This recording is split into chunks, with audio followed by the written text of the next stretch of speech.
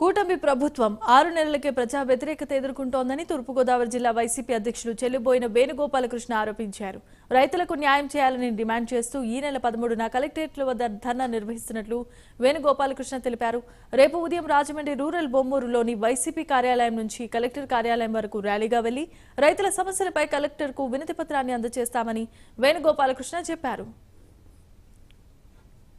జిల్లా వైఎస్ఆర్ కాంగ్రెస్ పార్టీ చేపట్టబోయేటువంటి అన్నదాతకి అండగా వైఎస్ఆర్ కాంగ్రెస్ పార్టీ అన్నదాతకి అండగా వైఎస్ఆర్ కాంగ్రెస్ పార్టీ కార్యక్రమం బొమ్మూరులో ఉన్నటువంటి Rajahmundry rural YSR Congress party office నుండి జిల్లా కలెక్టర్ కార్యాలయం వరకు ర్యాలీగా వెళ్లి అక్కడ జిల్లా కలెక్టర్ గారికి వినతి పత్రం ఇచ్చేటువంటి ఒక కార్యక్రమాన్ని వైఎస్ఆర్ కాంగ్రెస్ పార్టీ రాష్ట్ర వ్యాప్తంగా చేపడుతున్నటువంటి దాంట్లో భాగంగా జరుపుతున్నాం. ప్రధానంగా ఇందులో రైతులు మోసగింపబడ్డారు.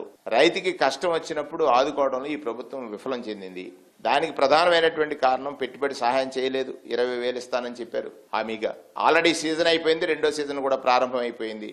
దానికి సంబంధించినటువంటి నిధుల కేటాయింపు కానీ ఆ కార్యక్రమం చేపడుతున్నటువంటి అంశాలు కానీ ఎక్కడా లేవు. రెండోది, ధాన్యానికి గిట్టుబాటు ధర పేరుతో దళారులకి గిట్టింపు కలిగేటట్టుగా ప్రభుత్వం కొన్ని చర్యలు చేస్తుంది. అంటే ఉత్పత్తి ఎంతైతే ఉత్పత్తి జరిగిందో దానిలో సకానికే టార్గెట్స్ ఇవ్వడం. మేమేమంటామంటే పండించిన ప్రతి గింజని గిట్టుబాటు ధరకి కొనుగోలు చేయాలి ఈ ప్రభుత్వం. ఇది బాధ్యత. ఆ బాధ్యతని సక్రమంగా చేయాలనేటువంటిది మా డిమాండ్గా రేపొద్దున్న జిల్లా కలెక్టర్ గారికి ప్రభుత్వానికి తెలియజేయడం కోసం రిప్రజెంటేషన్ ఇచ్చేటువంటి కార్యక్రమం. 7 నియోజకవర్గాలకు సంబంధించిన వైఎస్ఆర్ కాంగ్రెస్ పార్టీ శ్రేణులు, రైతులు వైఎస్ఆర్ కాంగ్రెస్ పార్టీ శ్రేణులు